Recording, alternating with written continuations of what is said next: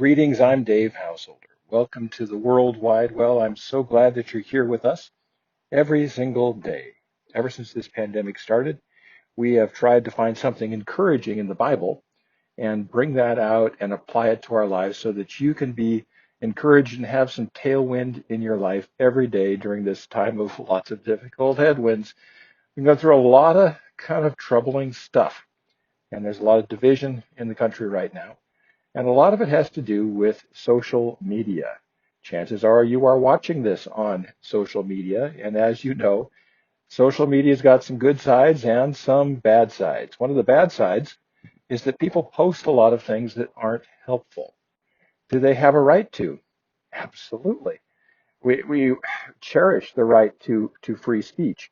We want to be in a society where people do feel free to share what they want to share, and that wouldn't be coerced, and that wouldn't be uh, censored, that people should be able to speak their minds, because you can't have a democracy where people aren't speaking their minds.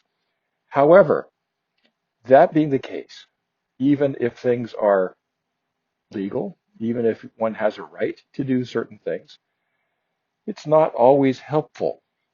If you see somebody who is drastically out of shape physically, and you mention that because you want to tell the truth and you feel like you have a right to do that, it may be very hurtful to the person if you aren't careful about how it's shared. Because getting something heard is more important than getting something said. Let me say that one more time. Getting something heard is more important than getting something said. And an awful lot of what we have online right now on social media is what we call virtue signaling. It's not really very helpful free speech. It's just us saying we're good people because we stand on this side or on that side. And we try to get as many likes as we can, many thumbs up as we can, many good comments as we can from people, because everybody wants approval. I mean, we all want to be approved by people. We all want to be liked. That's just a basic human instinct, I think. And so what we do is we try to come up with something that will get the approval of other people. And because our minds are narrow, we are human beings after all, we don't realize that there's an awful lot of people who don't agree with us and have a different way of looking at the world. And the more we put them down, the more they get upset and the more they fire back at us. Next thing you know, we have this sort of balkanization and polarization of political views. And we end up with candidates yelling at each other in debates. And we've all seen this. And so I'm going to show you 1 Corinthians 10, verse 23. Paul is dealing with stuff like this. You see, in the Bible, people were dealing with difficult times, just like this year, just like 2020.